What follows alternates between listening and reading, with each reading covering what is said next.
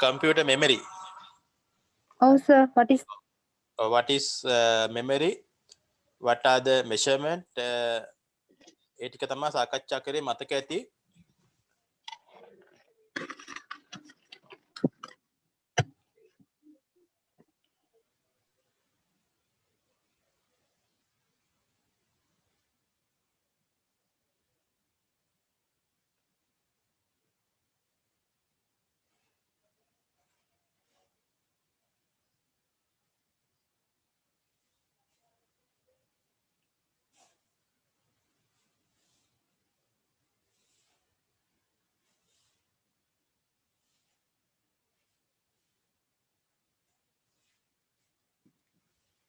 right. එතකොට අපි සාකච්ඡා කරපු මෙමරි එක සම්බන්ධ පින්තූරය තමයි මේ තියෙන්නේ.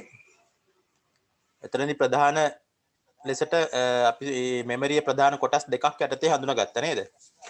හොඳයි. මේ chart එක දිහා බලාගෙනම අපි යමු ඊළඟ ප්‍රශ්නෙට. question number 6. 6 වලින් අහන්නේ what is the difference between primary and secondary? ප්‍රාථමික සහ ද්විතීක primary සහ secondary මතකයේ වෙනස්කම මොකක්ද කියලා අහන්නේ වෙනස. right. දැන් වෙනස මම එදා පැහැදිලි කරා මේ chart එකත් එක්කම secondary memory එක තියෙන්නේ අපේ භාවිතයට නේ. අපි මොකක් හරි document එකක් හැදුවොත් නේ. ඒතර අපි හදන document එක එක්කෝ lesson plan එකක් වෙන්න පුළුවන් නැත්නම් class note එකක් වෙන්න පුළුවන් නේ. එහෙම නැත්නම් download කරපු document එකක් වෙන්න පුළුවන්. එහෙම නැත්නම් presentation එකක් වෙන්න පුළුවන්. ඔය ආකාරයේ ඕනෑම ආකාරයක document එකක් අපිට පුළුවන් හදන්න. ඒත් අපි හදපු මේ document එක store කරන්න තියෙන memories වලට තමයි කියන්නේ secondary memory කියලා.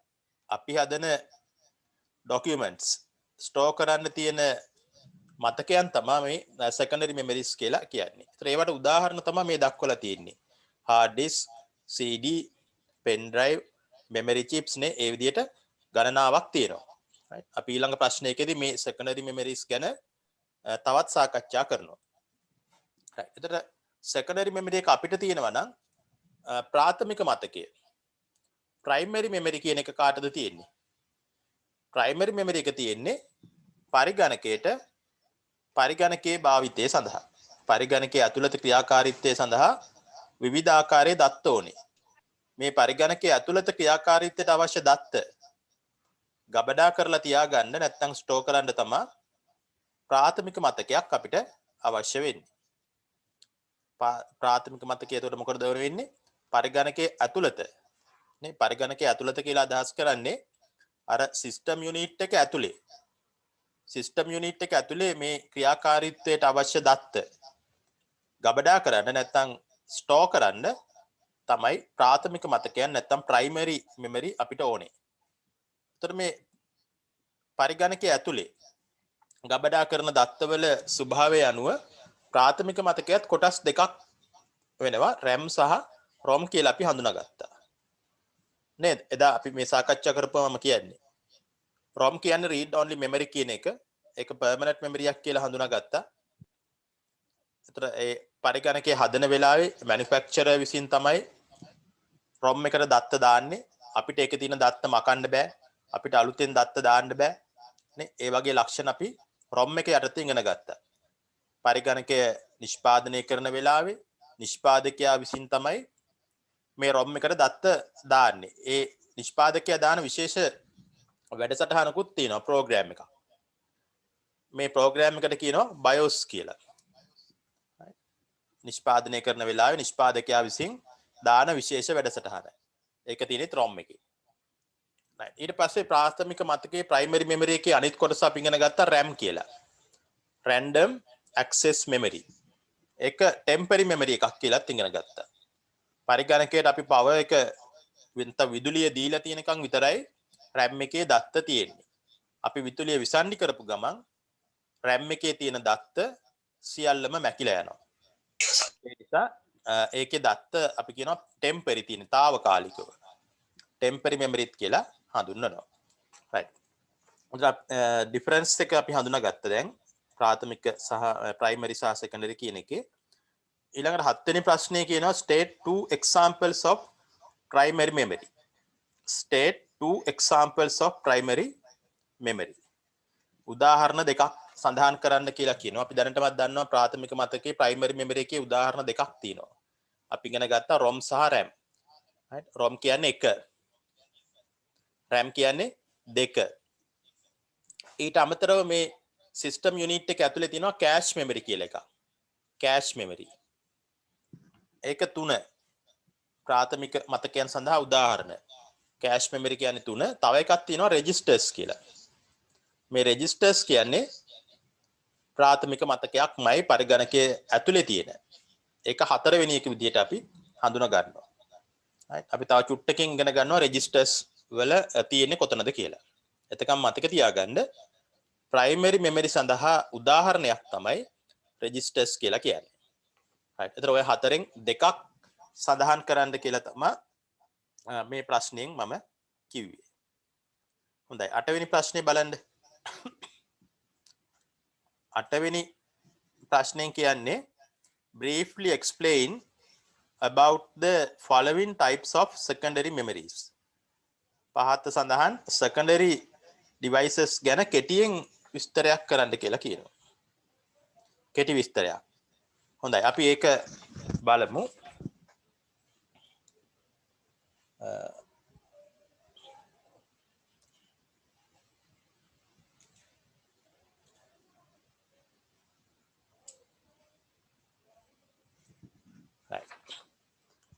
මේ ප්‍රශ්නේ විස්තර කරන්න මම මේ විදිහට ගන්නවා කොලම්ස් 4ක් ගන්නවා. පළවෙනි කොලම් එක hard disk එක කියලා ගන්නවා. දෙවෙනි කොලම් එක අපි ගමු DVD කියලා. DVD කියන්නේ digital versatile disk කියන එක කෙටි කරලා තමයි DVD කියලා තියෙන්නේ. තුන්වෙනි secondary device එක මම ගන්නම් pen drive කියලා. pen drive. හතරවෙනි එක external hard disk. ඔය හතරනේ අපිට දීලා තියෙන්නේ. ඔය හතර ගැන කෙටියෙන් විස්තර කරන්න කියලා කියන්නේ. හොඳයි අපි විස්තර කරමු මෙන්න මේ ලක්ෂණයන් ඔස්සේ. පළවෙනි එක තමයි capacity එක. capacity. ධාරිතාවය කොහොමද වෙනස් වෙන්නේ කියන එක. ඊළඟට දෙවෙනි එක අපි සාකච්ඡා කරමු. දෙවෙනි ලක්ෂණය how attach with computer. how attach with computer. පරිගණකයට කොහොමද මේ එක එක devices සම්බන්ධ කරලා තියෙන්නේ.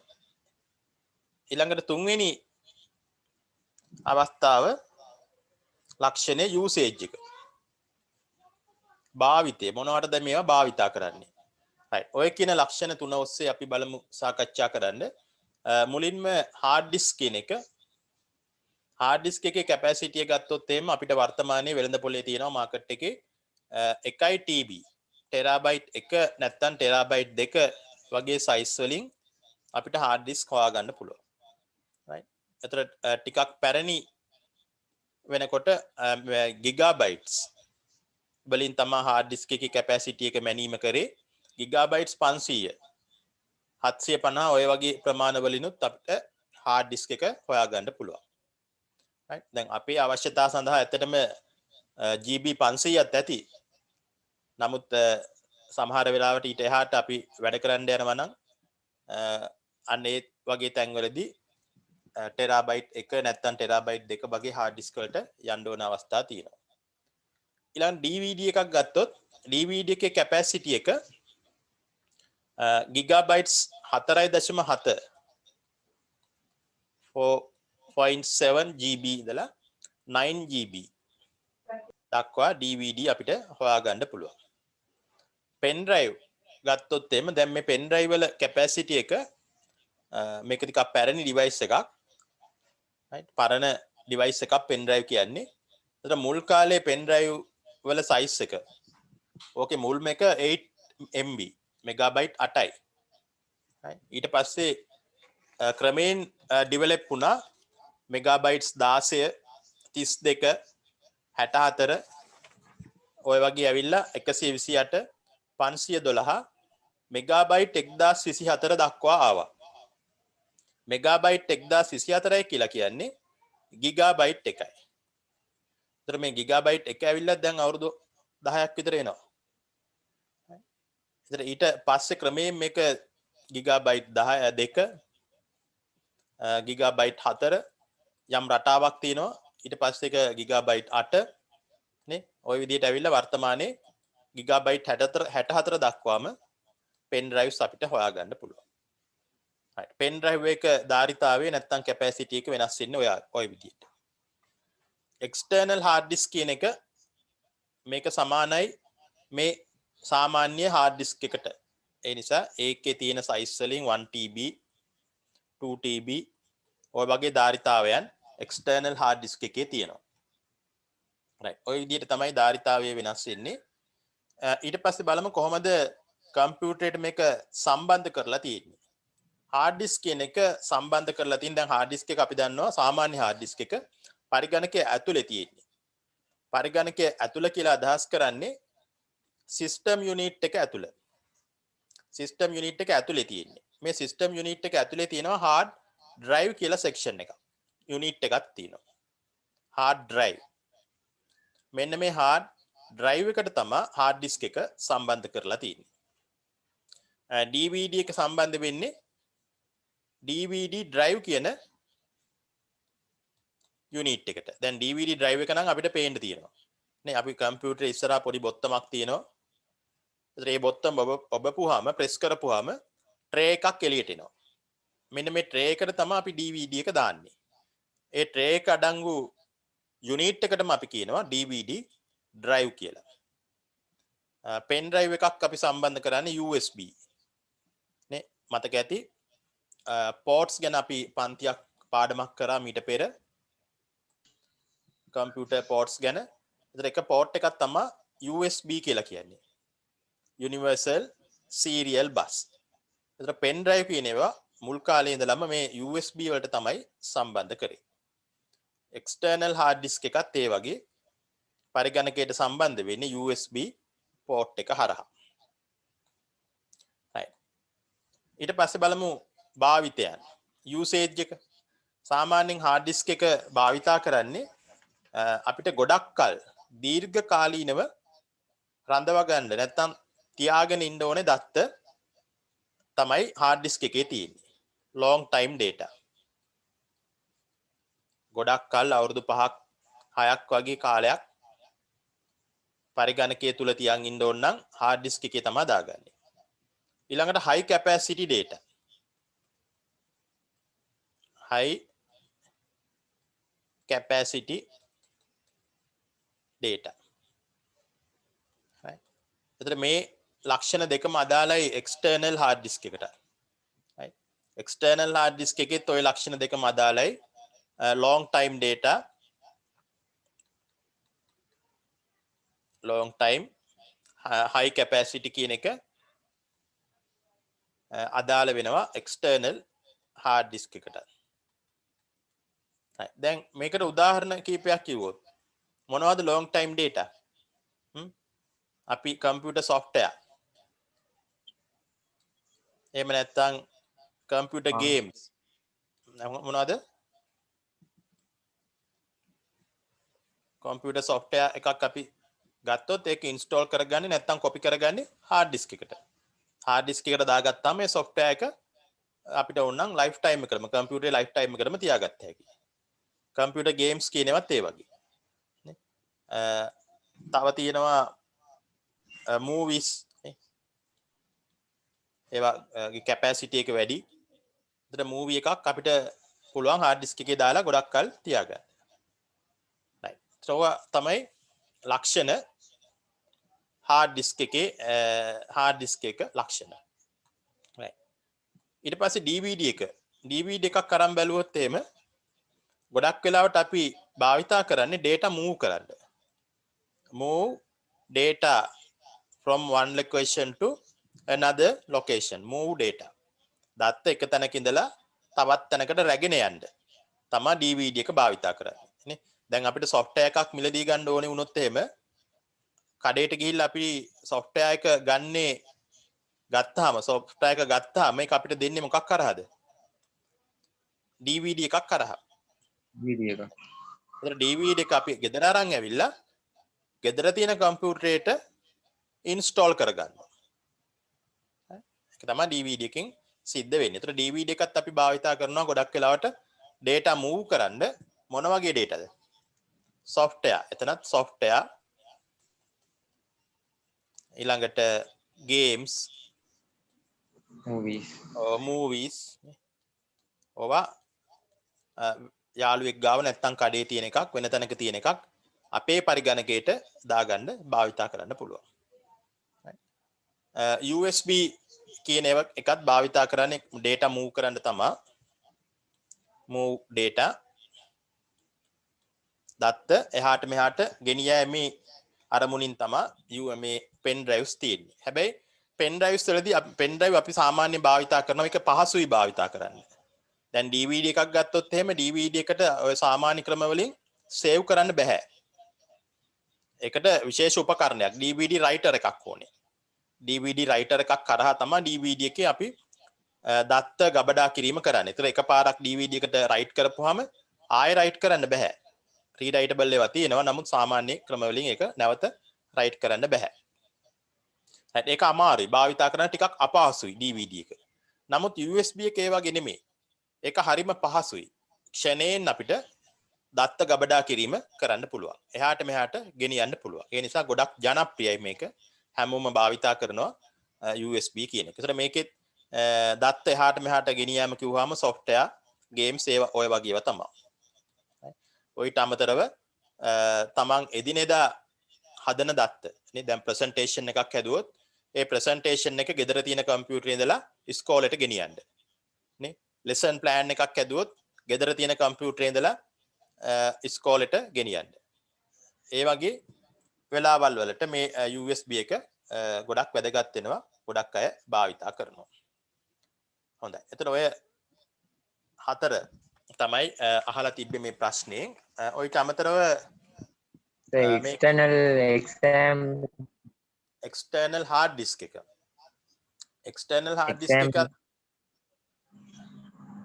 hard disk නේ external hard disk එක ඒකත් සාමාන්‍ය hard disk එක වගේම තමයි වෙනස තියෙන්නේ external hard disk එක කියන්නේ එළියෙන් තියෙන්නේ system unit එකට එළියෙන් නේ අපිට high කරන්න පුළුවන් USB port එක හරහා system unit එකට එළියෙන් high කරන්න පුළුවන්. මේකේ capacity එක ගොඩාක් වැඩි.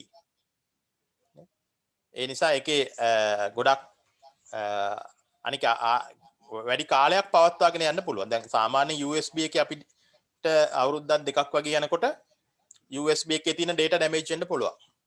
ඒක හිර වෙනවා කියනවා. ඒකේ data open වෙන්නේ නැහැ කියනවා. ඒ වගේ ගැටලු එනවා USB එකේ. නමුත් hard disk එක external hard disk එක එහෙම ගැටලු එන්නේ නැහැ අවුරුදු දෙකක් තුනක් ඇතුළත. හරි ඒක warranty කරොත් අවුරුදු 5කට ඒ අවුරුදු 5ෙම හොඳට වැඩ කරනවා. ඒ නිසා external hard disk එක ජනප්‍රිය වෙමින් පවතිනවා වර්තමානයේ.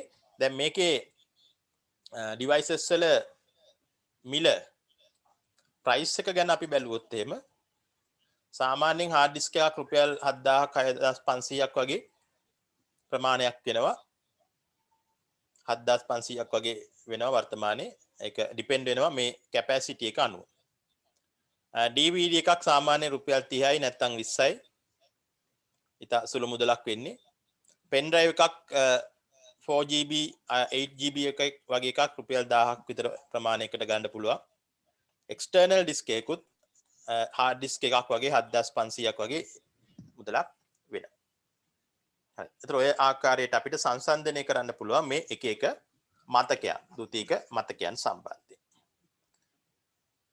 හොඳයි. වෙන ගැටලු තියෙනවද ඒ සම්බන්ධයෙන්, මේ ප්‍රශ්නේ සම්බන්ධයෙන්? external hard disk එක ඇවිල්ලා අර තුනටම වැඩිය හොඳයිද සර්? ඔව්, ඇත්තටම හොඳයි. අපිට භාවිතය කරන්න පුළුවන් නම් හොඳයි. ඉතින් අර ගැටලුව තියෙන එකේ මිල වැඩි අර තුනට වඩා. ඒ වගේම අර මේ අටැක් කරන්නත් අමාරුයි ඒක hard disk එකද කොම්පියුටර්ත් එක්ක. මේ ඔව් සර්. external hard disk එකද ඔව්. ඇයි අමාරු ඔව් සර්. ඒක නෑ දැන් අර how attack how attached with computer කොහොමද පරිගණකයට සම්බන්ධ වෙන්නේ නේද ඔව් කොහොමද සර් දැන් පෙන් පරිගණකයට ඩ්‍රයිව් එක දැන් අපි පහසුවෙන් පුළුවන් USB එකට හරහා pen drive එක අපි ඔව් USB එක හරහා යනවා ඒ වගේ USB port එකටම තමයි external hard disk එකත් හයි කරන්නේ කේබල් එකක් තියෙනවා පහසුයි ඒක අමාරු නෑ සම්බන්ධ කරන්න USB එකම වගේම තමයි භාවිතය තේරුණාද ඔයාලට හරිද ගැටලුව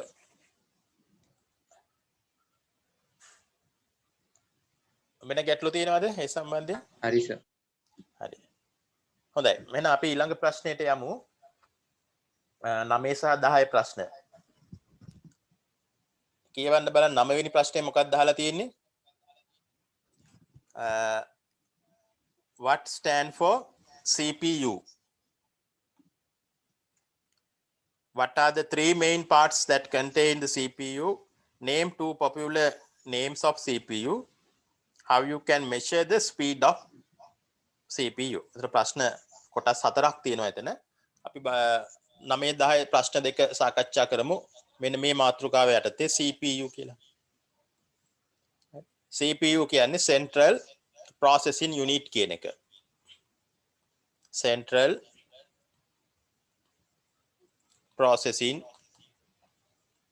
Unit සාමාන්‍යයෙන් අපි පුද්ගලයෙක් ගත්තොත් එහෙම මේ පුද්ගලයාගේ වටිනාම තැන තමයි මොකද්ද මොළය අපි කියනවා සාමාන්‍ය පුද්ගලයෙක්ගේ වටිනාම තැන මොළය brain right ඒක පරිගණකයක් ගැන කතා කරොත් ඒ පරිගණකේ තියෙන වටිනාම තැන මොකද්ද කියලා අහුවොත් එහෙම most valuable unit එක මොකද්ද කියලා අහුවොත් මෙන්න මේ central processing unit එක CPU කියලා තමයි කියන්නේ ඒක සාමාන්‍ය පුද්ගලයෙක් හා සංසන්දනය කරොත් සාමාන්‍ය පුද්ගලයෙක් හා සංසන්දනය කරොත් එතන සමාන කරන්න පුළුවන් තැන තමයි මොළය නැත්තම් brain කියලා කියන්නේ.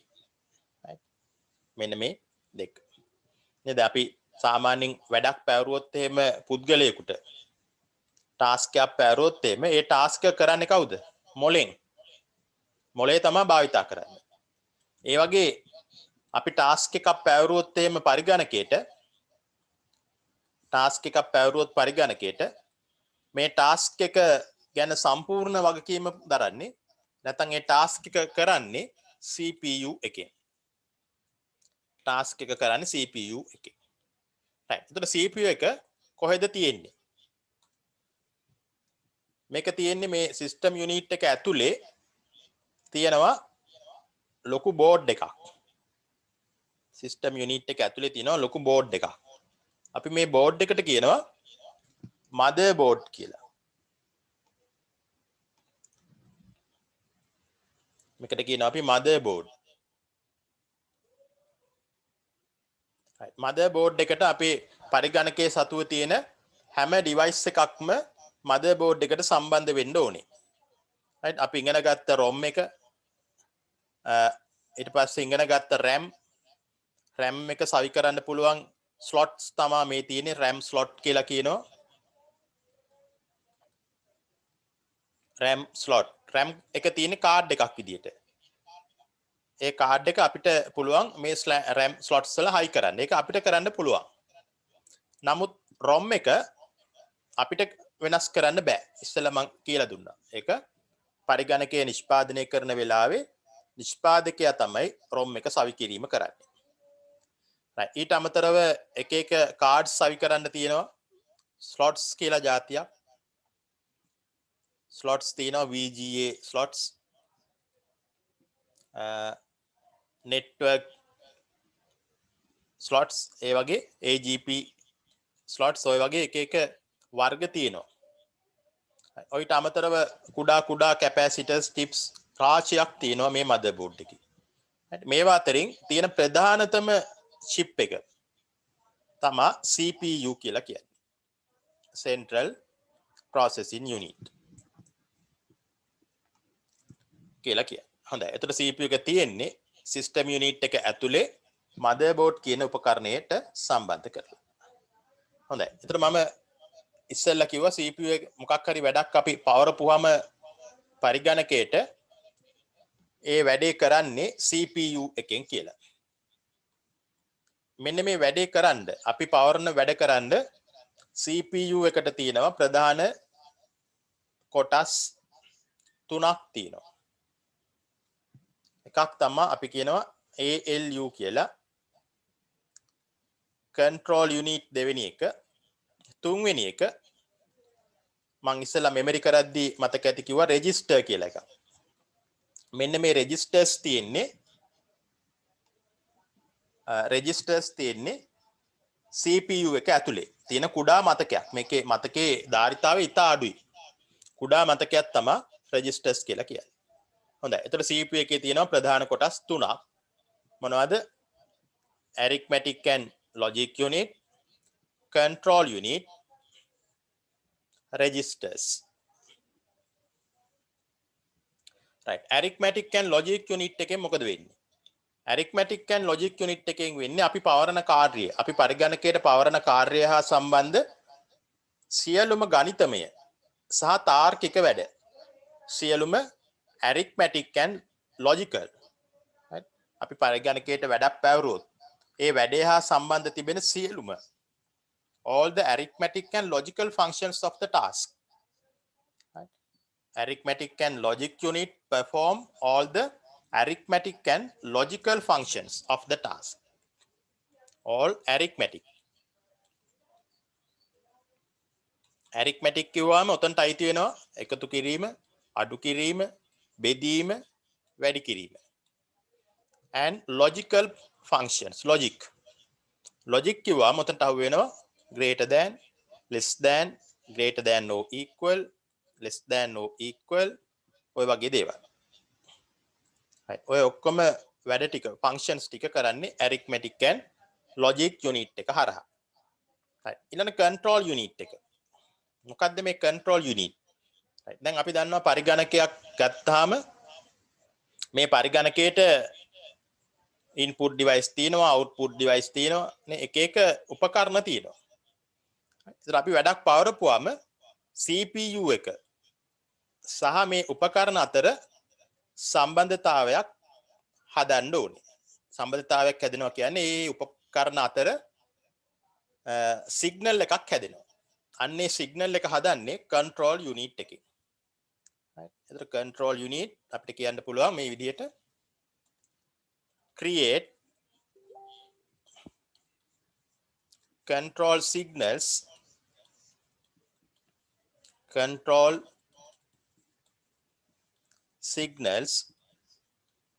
between control unit and between computer devices and CPU. right. Create control signals between devices and CPU. right. මෙතන devices කියන්නේ computer devices. right. registers කියන්නේ කුඩා මතකයක්. registers වල ප්‍රධානම කාර්යය තමයි පරිගණකයේ ස්පීඩ් එක වැඩි කරගන්න. right. පරිගණකයේ ස්පීඩ් එක වැඩි වීම තමයි registers වලින් සිද්ධ වෙන්නේ. හොඳයි. ඔය ටික ප්‍රමාණවත්. ඒතර අපිට මේකේ දෙවෙනි කොටසට වටාද 3 main parts that contain the CPU. ඒතර ALU, control unit and registers. ඊට පස්සේ අහනවා name two popular names of CPU. CPU එකේ නම් දෙකක් කියන්න පුළුවන්ද කාට හරි?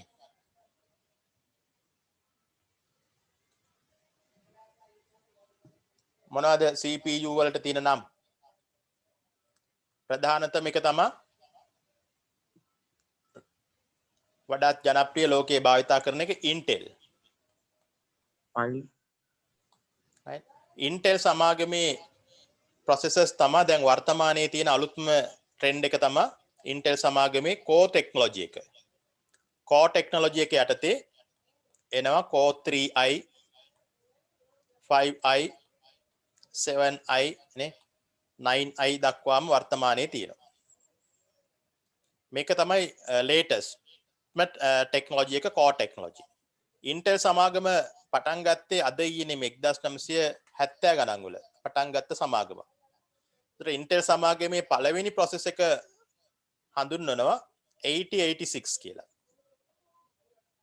ඕක තමයි පළවෙනි ටෙක්නොලොජි එක 8086. හරි ඊට පස්සේ 81 86 286 වගේ ඇවිල්ලා 586 දක්වාම ආවා. ඕක තමයි පළවෙනි ටෙක්නොලොජි එක. Intel සමාගමේ දෙවෙනි ටෙක්නොලොජි එක Pentium කියලා කියනවා. අහලා ඇති. හරි දෙවෙනි ටෙක්නොලොජි එක Pentium. Pentium කියන එක යටතේත් ආව Pentium 1 2 3 4 කියලා වර්ග හතරක් තිබ්බා. මේ Pentium ටෙක්නොලොජි එක ඉවර වෙලා ආවා dual core ටෙක්නොලොජි එක. dual core කියලා ටෙක්නොලොජි එක. dual core වලත් තිබ්බ අවස්ථා දෙකක් තිබ්බා dual core වල. මේ dual core ටෙක්නොලොජි එකෙන් පස්සේ තමයි core 3i 5i මෙන්න මේ ජෙනරේෂන් එක ආවේ.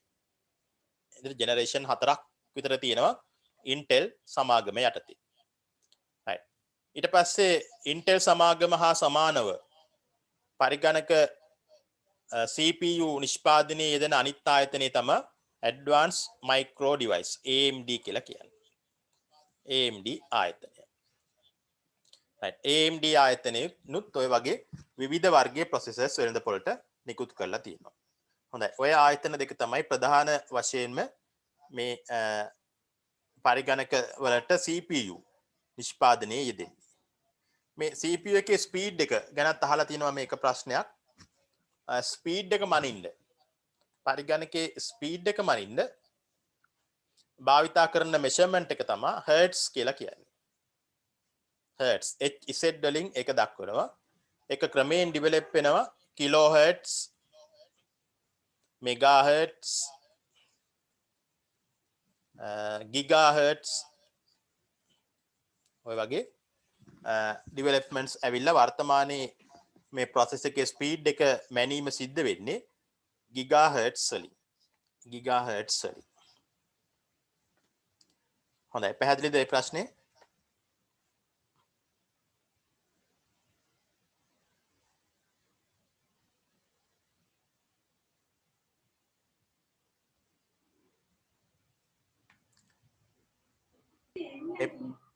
ඒ ප්‍රශ්නය පැහැදිලිද? Excuse me sir. ඔව් කියන්න. Sir immediate access store කියන්නේ මොකද sir? මොකද?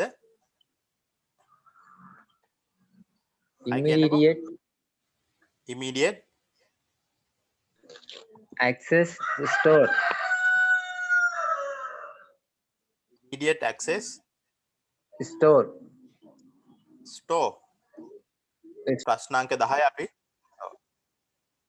ඊළඟ පන්තියේදී සාකච්ඡා කරමු. හොඳයි එහෙනම් thank you very much for the participation. Thank you, sir. God bless you, sir. Okay, welcome. Thank you, sir. Thank you, sir. Okay, welcome.